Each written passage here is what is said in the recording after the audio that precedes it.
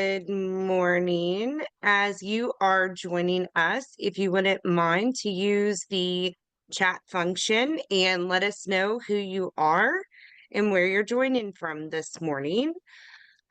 If you are a teacher joining us, if you could let us know how many students are with you this morning, that would be great.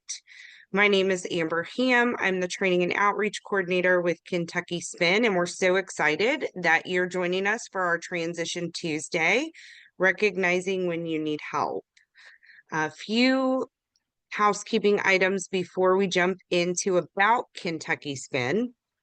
We will be providing links in the chat today of the material that will be covered.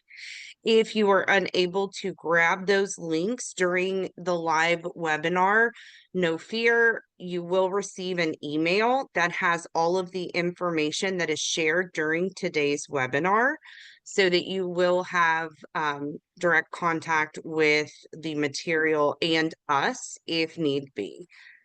Please feel free to take care of yourself during this training. We ask for grace as we are all working from home.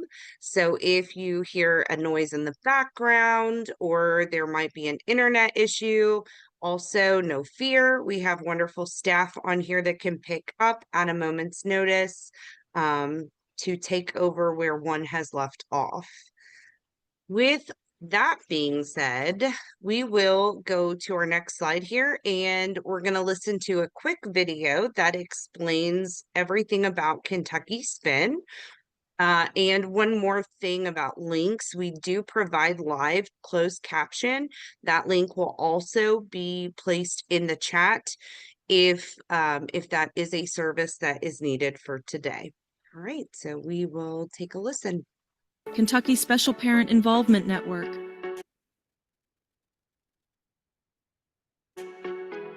Kentucky Spin Parent Center provides families with the knowledge, skills, information, and support they need to obtain improved services for their children. Informed family professional education leads to improved family professional partnerships. Teamwork equals success. Kentucky Spin Parent Center is Kentucky's parent training and information, PTI, center funded by the U.S. Department of Education, meaning we are able to offer our services to families and youth free of charge. There's nothing more powerful than knowing your state parent and training information center. Kentucky Spin, you can learn about things like Individuals with Disabilities Education Act, IDEA, free appropriate public education, FAPE, or transition, and much more. And what that means for you. Where parents and youth are taught their educational rights and responsibilities. Through hard work, training, resources, and support, we help our families and youth to become better advocates and self-advocates, in turn, offering them better outcomes and opportunities for success.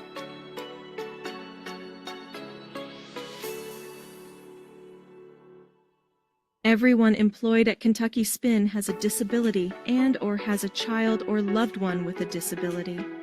We are better able to help in this process because we, too, have been there. Our goals at Kentucky Spin are to help our families and youth become better advocates for their educational needs.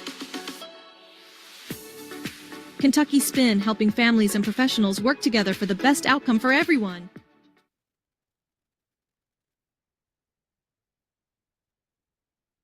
All right.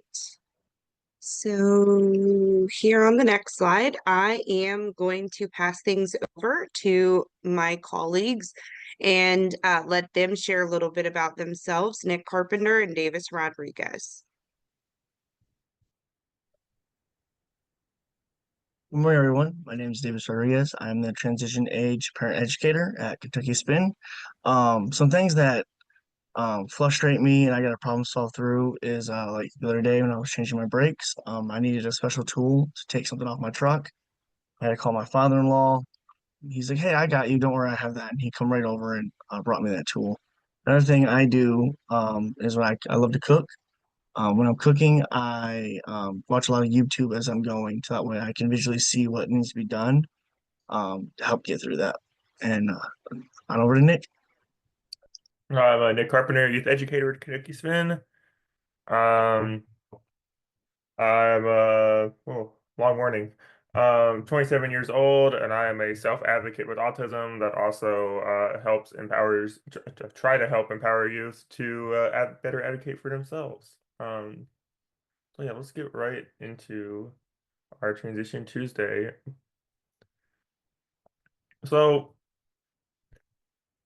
have you ever found yourself in a situation where you needed help, but didn't know quite what to do? Well, sometimes you know you need help, and there's also times where you might not, where you don't know that you need help. So today's Transition Tuesday is going to be about helping you learn to recognize different situations you may need help in, as well as ways to ask for help, whether you be at home, in the community, or at school. So, David's already shared some good examples of times when you may need help. Really, just like you might get overstimulated easy. You might be in a high stress situation for whatever reason, and you might need someone to kind of help bring you back to earth and kind of help ground you so you can rationally get through whatever stressful moment you're in.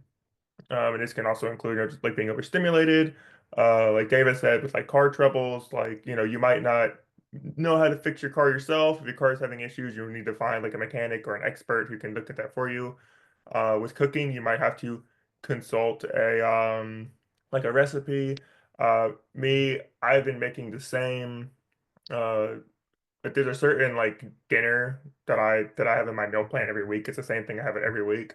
And I've made it probably for 2 years now, at least. And I still have to consult the recipe every time I make it, even though it's really straightforward for me at this point. I still have to double check to make sure I'm adding everything, all the ingredients in the right order, and prepping all the ingredients correctly. It's more of a that's just like a structure thing for me, I guess. Um, but there's also a lot of other times that you might just need help with. And it can also just become like in school, you may need help with like assignments or with getting resources or something like that. We'll talk about that a little bit more here in a moment. There's also times that you may not know you need help. So like you may have access to like a resource teacher like me when I was back in high school, well, all throughout schooling. But in high school, I had access to a resource teacher. And for a long time, I didn't realize it probably was around high school, I think is when I actually kind of investigated a bit more. But when I was in school, I didn't realize that I had a resource teacher because I needed extra help with things. I wasn't aware that that's what that teacher was doing, that that's what specifically what their job was. I just thought it was just something that I just had because I was special or because I got special treatment, which I guess technically I did get special treatment, but wasn't really something that I completely rationalized. You might also have access to you might also have like a therapist, or maybe you have a physical therapist, someone that if you're kind of in a state where you're not very where you have someone else take care of a lot of things for you, like you might not realize it, but if you're not scheduling your own doctor's appointments and things like that, if like your mom or dad or guardian or someone else is doing that stuff for you, that's another situation that you're getting help in that you might not really be aware of. Is someone scheduling these things for you, taking your stuff, as well as accommodations. You may just receive accommodations for testing or for schoolwork or in work if you have a job. You might be receiving accommodations because of your disability or because of specific situations and not know that that is help that you are receiving. So sometimes we have problems and inconveniences, and then sometimes we have personal urgencies, and other times we have emergencies. So a problem is something that needs to be worked out or solved. And it can be something that's hard to understand, deal with, or correct. And it can be something that causes trouble or irritation and can have difficulty in understanding or accepting. Whereas an inconvenience is something that just causes discomfort or trouble. And that can be physical or mental discomfort. It can be kind of a range of things. It doesn't necessarily have to be like directly physically affecting you.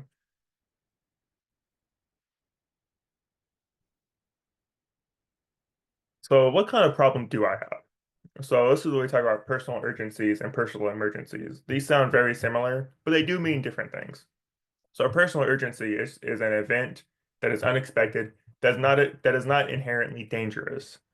Like it is not something that it could be a stressful situation, but doesn't necessarily have you in danger. Where a personal emergency is an unexpected situation that can be dangerous for you or others. Sometimes you can fix things yourself, sometimes you can't. And people do perceive things differently from one another. So you need to know yourself because recognizing when you need help can be tricky. You have to figure out what kind of problems you're having so you can decide what kind of help you need and who can help you.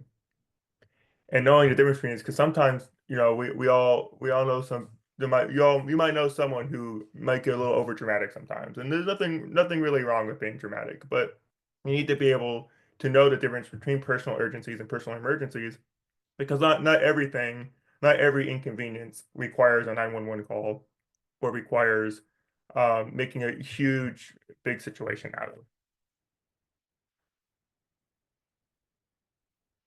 So the first thing when it comes to knowing when you need help is knowing yourself. So don't always assume that you know what to do. Make sure you have all the information that you need on hand. If you aren't sure what kinds of situations you may need help with, we have a couple resources. The main one is we have the Charting the Life Course Decision Making Worksheet on our website is a great place to start. And the link for that, as all of our resources, is included in this PowerPoint. So Charting the Life Course, that the decision making worksheet for that is a great place to start. Which that is this first I didn't point it out, but that is this first the first worksheet here on the far left. That is the one I'm referencing. It's a good kind of question by question thing to kind of help you figure out just stuff about you, make you think about things about yourself that maybe you haven't thought about already. It also helps you identify areas of life that you can do things on your own, areas of your life where you need help, or when you need to have someone to just flat out do something for you. These areas on the worksheet include daily life, employment, healthy living, social and spirituality, safety and security, community living, citizenship, and advocacy. We also hear this middle one is the one-page profile. It kind of it's a very short, sweet, just someone can look at this and literally a minute and know basically a good sense of like just the surface stuff of what they need to know about you. Know things about your name, your age, some things that you like, and what your strengths are. I really highly recommend this. I've actually worked before Kentucky Spin. I worked at a place that used something very similar to this for all their new hires. They had them fill out something kind of like this. So that way all the older employees could kind of, get a general idea of who you were and how to, how to work with you and things like that. And so good as probably being independent to just know what resources like these are available to you so you can use these to help further your independence and be able to advocate for yourself as much as you're able to. And then lastly, we have the My Relationship sheet. This is just a way to keep track of, family members, friends you trust, things like that, and just kind of know who are the people in your life that you interact with. So you have a list of the people you can reach out to when you need help. And then here's just a few more worksheets you have. So this first one, can I handle it alone? Just has a couple questions that you can go through and answer. You just check mark them off. And then you can kind of compare these situations to other situations and see like, okay, well, what am I actually able to do myself? What may I need help with, and things that you would definitely need to ask someone for help. Just to help you kind of like figure out again those urgencies and emergency situations.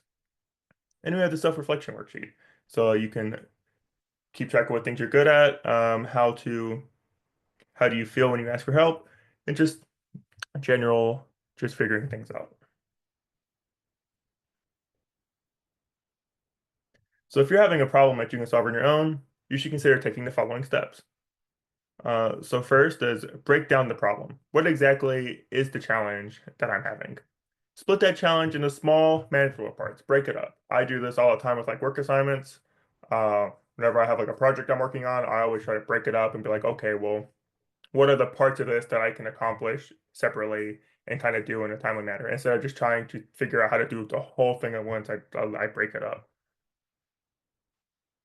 which can be like, just to add more details of that, that can be like if I have to make a video, breaking the video up into multiple parts can be things like making a script, figuring out where I'm going to record the video, deciding how, if I'm going to use a computer, if I'm going to use my phone to record it.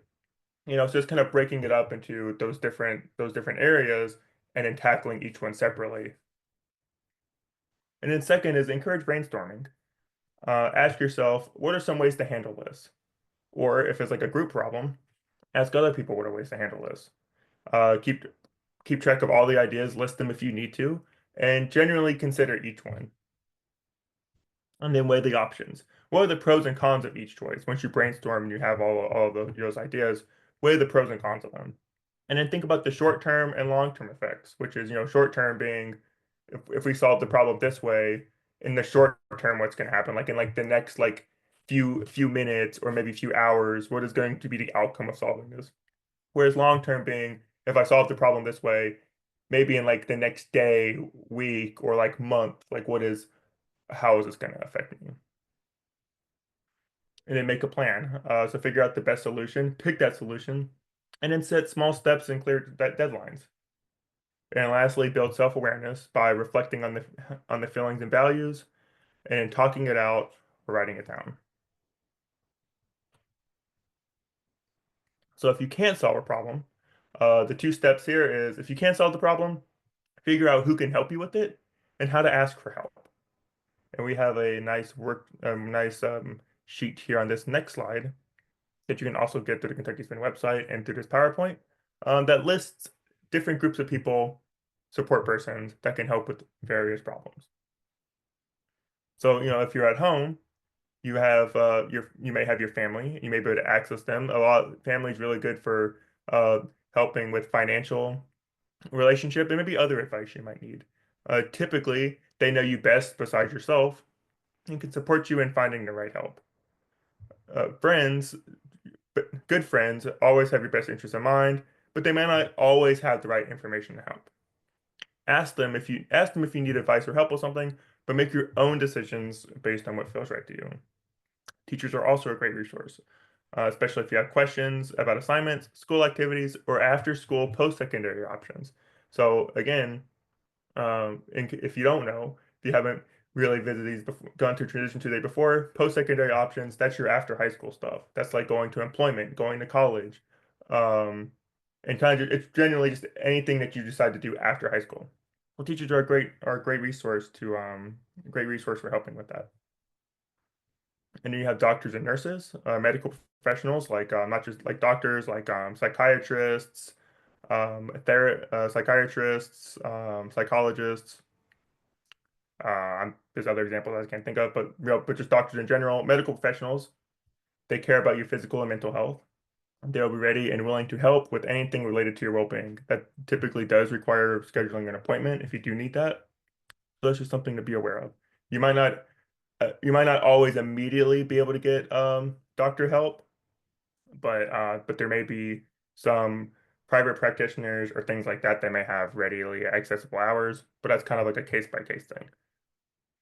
And then you might also consider religious leaders or mentors. If you're active in church, if you have a church group you're part of, religious leaders can help you explore questions about faith, purpose, tough emotions, and all like the spiritual stuff. And then therapists or professionals. You can ask them about how to manage stress, deal with anxiety or depression, how to improve your relationships, or just try to understand your feelings better. And then lastly, this one's a little weird, out of context, but in strangers can also help. A stranger being someone like a store clerk or someone who's working nearby, or someone present. Like if you don't know who you are, like if you're in town, you're trying to find like a certain building, like a museum or a certain store in town, you might go into like a local like restaurant or a local store and just ask the person working there, be like, hey, do you know how to find this museum? Or do you know how to find this street? Like I'm trying to navigate and my GPS isn't really helping me because you're in the middle of nowhere, so you don't have like good satellite coverage or something along those lines.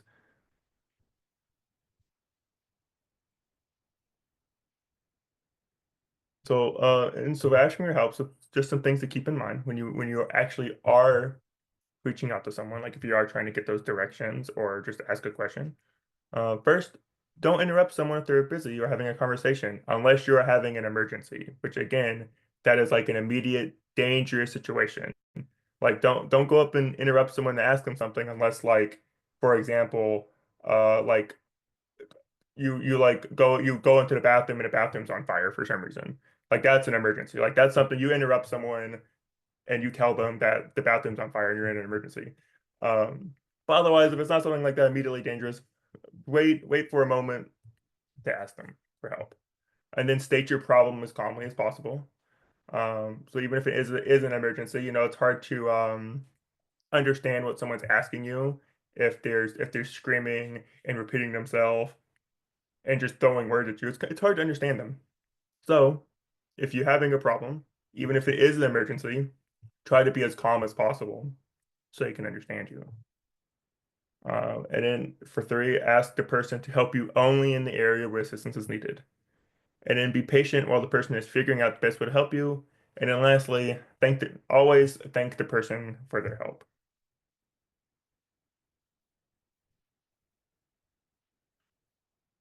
So here's just some scenarios, some other examples where you may need help. So if you're at home, you may need help at home knowing when and how to do household chores. You may need help with things like grocery shopping, running errands, paying bills, throwing laundry, or even just for personal hygiene. Whereas at school, you might need help with organizing your assignments, keeping track of due dates, um, asking for help like to solve something like a math problem, learning how to speak up in your IEP or your 504 meeting, or becoming aware of what accommodations you receive in school. Whereas in the community, you might need help with transportation, or planning a night out, or planning a trip of some kind, accessing community resources, or how to de-escalate when you are overstimulated or overwhelmed. If you need to develop skills to learn more about recognizing when and how to ask help, like if this is still something you're not super clear on, knowing personal urgencies and personal emergencies, and just getting help in general, if that's still something you're kind of confused about, you don't know that well, this would be a great thing to bring up for your IEP. You can even go to your resource teacher or classroom teacher or parent, whoever it is, and be like, "Hey, I realized I was in this training today, and I realized that I don't really know when I need help or how to determine that." So you can go up to your teacher and say, "Hey, can we put this into my IEP? Can we have an IEP meeting and make this one of my IEP goals?" In this sheet here, they're asking for help goals for the IEP. This is a great sheet to use as reference when determining those seeking help goals for the IEP. It just has a good list of just suggestions of areas that you might need help with. So just to recap, everyone needs help now and then. Learn to determine what type of problem you are having, and then you can decide whether or not you need help solving this problem. Again, this is just our resource page. This is just more additional resources we have. Again, all the infographics and images that I've shown throughout the presentation, those links are also on those pages. But there's just a bunch of extra stuff that we have that can also help with getting help. And then before I hand it back over to Amber, just to remind everyone, in case they don't know, Transition Tuesday, it's summer, school year is almost over if it's not over already. And we don't do Transition Tuesdays in the summer because no one's in school. So we will be back in September. But even though we won't be doing Transition Tuesdays in the summer, if you still have any need any school assistance, or just any assistance in general, any help with literally anything, school's out, Kentucky Spin is not out. We are still here. We are still working. Reach out to us if you need anything. And now I will hand it back over to Miss Amber Ham. Thank you so much, Nick. I am going to place a link here in the chat for the evaluation. If you do need a certificate of attendance for being with us this morning, you will need to complete the evaluation link, and then you will need to create the evaluation, I'm so sorry, by utilizing the link provided to you today. And then that certificate will be automatically emailed to you. If you are a teacher with us today, this is a great way for students to add this to their binders or their professional binders for next steps as students are looking towards adulthood and what they would like to do next. So each person, each student in the room can fill this evaluation out and have that certificate presented to them. As Nick just said, we will be taking a break with Transition Tuesday over the summer, but that doesn't mean that Kentucky Spin isn't here to support. So if you need assistance before going into next school year, maybe you're looking at getting a summer job or something fun to do this summer and you just need some assistance from us, feel free to reach out. All of our contact information is provided on the screen, as well as the PowerPoint handout that you will receive via email. And we're always here to help support. I do not see any questions in the chat at this time. Once again, thank you so much for being with us this morning. And we hope to see everyone back in August when we kick off our Transition Tuesday again. So everyone have a great summer and we'll see you in just a couple of months.